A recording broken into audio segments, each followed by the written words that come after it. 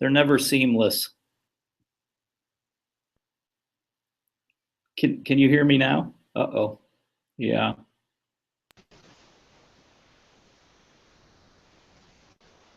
Yeah, this is pretty bad. Yeah, maybe I should give you a call. Do you want to try just briefly Yeah, touch on sure. some of the conclusions? Maybe we'll see how far we get. Sure. So this is the e-commerce pulse report, high growth fashion index, Yep. right? Yeah. Right here. Yeah, that's Yep. it. So what did you find, would you say? I mean, I know there's a lot in there, but how would you boil it down? Sure, it's a great question because actually there is no simple way to boil it down. Maybe one of our messages here should be that there is no silver bullet, which I think is actually encouraging for many retailers because they know that it's all about trying many different things and having these small incremental improvements as opposed to one huge project or undertaking that they can implement and change everything, turn everything upside down. It doesn't work like that. It's really continuous experimentation, trying different things, investing in it. I guess that's one of our messages coming out of this report. That makes sense. I mean, if you were to try to, re-engineer your entire e-commerce platform and strategy and tools, I mean, you could be looking at years of work, right? Exactly. And it's not something that we recommend. In fact, we found that there are a lot of improvements that you can make with the tools and the team and the processes that you have in place today, but with a different mindset. So throughout the report, we found many ways to improve across both customer acquisition and customer retention. But if there is one that I can share that unites all of these high-performing online fashion retailers, that would be a data-driven mindset and an analytics-driven mindset. And it's exciting today because nowadays, maybe as opposed to the past where teams had to develop internal expertise in data mining and analytics and business intelligence and so on, nowadays there are so many tools that allow them to have an artificial data science team that they don't really need to have in-house, but instead leverage a lot of tools and products that exist in the market today. And I can give you how some of the we included in the study are leveraging data. Because really, e-commerce today has evolved, and a lot of things that a few years ago were considered innovative and competitive are nowadays really table stakes. So for example, on the customer retention side, it's very common today for retailers to send what's called a win-back campaign or a we miss you campaign, targeting customers who have not shopped with the brand for a while and sending them email marketing campaign saying, we miss you, here's a promo code, we want you back, come check us out, and so on. Right, yeah. A few years ago, that was not very common, and as a retailer, if you did that, you would be cutting edge. Nowadays, it's really common, it's table stakes. The best retailers that we featured in the report go a step further to differentiate themselves. So one retailer that we interviewed is called Live Out There. It's an outdoor apparel equipment based in Canada. And what they do is instead of sending one size fits all, we miss you email campaign to all the customers who have not shopped in say 6 or 12 months, they send it to each customer based on their individual frequency rate. So if you purchase every month and you haven't bought anything in 3 months, then that might be a cause of concern, and that might be the optimal timing to email you. Whereas on the other hand, if I buy on a biannual basis every 6 months and I haven't bought anything in 3 months, then that's perfectly normal, par for the course for me, and there is no we miss you message with a promotion code because I'm not at risk yet.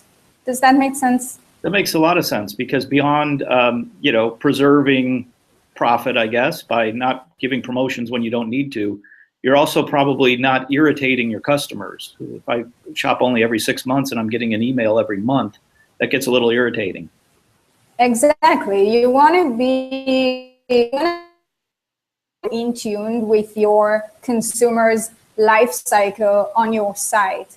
So if Mike has just joined my website and has made his first purchase, it makes sense for me to send him a different email versus the email that I would send someone who's been buying with my brand for 2 years now, has made 20 purchases, and is an avid fan. So knowing the differences between your customers, demographic differences, purchase behavior, life cycle stages is really crucial to tailoring the marketing messages that you communicate to each and every one of them. Right, that makes sense. If I could, I was just going to dig into something that I don't feel confident about, so I wanted to ask you, and that is, Sure. There are about 20 retailers that are considered these high growth fashion retailers, right? And so one thing I was trying to figure out was, should I be aware of other things that would fuel that growth beyond just the smarts that are outlined in the report? In other words, like if I'm a brand new, pretty small business, if things are going well, my growth might look a little more dramatic than some other larger businesses that have been around a while. Sure, that's a great point, and that's something that when we designed the study and chose the retailers to feature in the report, we were very mindful of, because like you mentioned, you want to make sure that the retailers that we research are representative of this community of high growth. So of course, a really tiny retailer with a small base of revenue and customers will experience higher growth on a percentage basis, maybe even thousands of percent increase in revenue. That's why we made sure that in the research, a few very established omni-channel brands, very mature, that everyone in this country knows, that are also performing really well online and growing fast, but definitely not because they're starting from a very small base, but because they are the best performing retailers in their category. So we feel confident that the retailers included in the study are representative of this group of high performing online fashion retailers. Okay, so you took that into account or consideration. Anyway. Yeah, which is very important, because otherwise, exactly like you said, you end up with a lot of different biases. Yeah. And another thing which is a little embarrassing to ask, because I've talked to you before and I've written about Custora before, I just want to make sure I understand what you do. I mean, I recognize some of what you do, and it seems to be a lot around email, right? But is there more to it? Yeah, so Custora is a predictive analytics platform for online retail teams. So we work with online and omni-channel retailers like Taylor, Guess, Bonobos, Backcountry.com, and we help them leverage predictive analytics to improve their customer acquisition and retention campaigns. Using predictive analytics, we help them predict what their customers are going to do next, how much money they're going to spend, or customer lifetime value, which products they're likely to purchase, which frequency they're going to make these purchases in, and so on. Okay. And using these customer insights, we then make recommendations about different marketing campaigns that they could launch and tailor them to different customers. These campaigns can be launched on various marketing channels, with email indeed being one of the strongest channels that we target, both because email marketing is such a strong channel for online retailers, and also because it's maybe one of the only channels that a retailer almost fully control, as opposed to other channels like online search, Facebook advertising, where the amount of control and freedom and cost that the retailer enjoys is more limited compared to email marketing. Yeah, that makes sense. But you would advise on those channels as well? Yeah, so we also integrate and give recommendations for channels like social media, so advertising on Facebook and Twitter, as well as online search, affiliate marketing, display advertising. So really all the major e-commerce online marketing channels, Okay. as well as a few offline channels. We have customers using Custora to optimize catalog sends. So physical catalog campaigns as well as direct mailers like Okay. post. Yeah, I remember those. Yeah. They're still alive and kicking. Yeah, I know. I shouldn't be so flip. I actually enjoy the Land's End catalog, which arrives every now and then. Yeah, it's very Land's End interesting. Nice.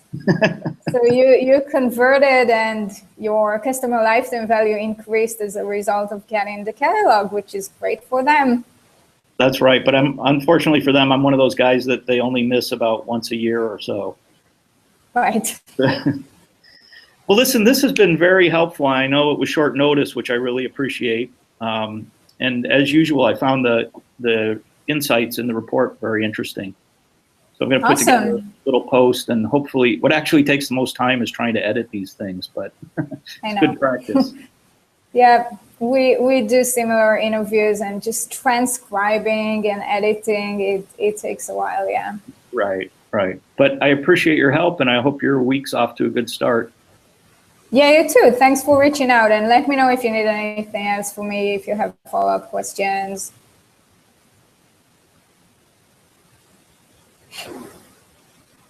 Here.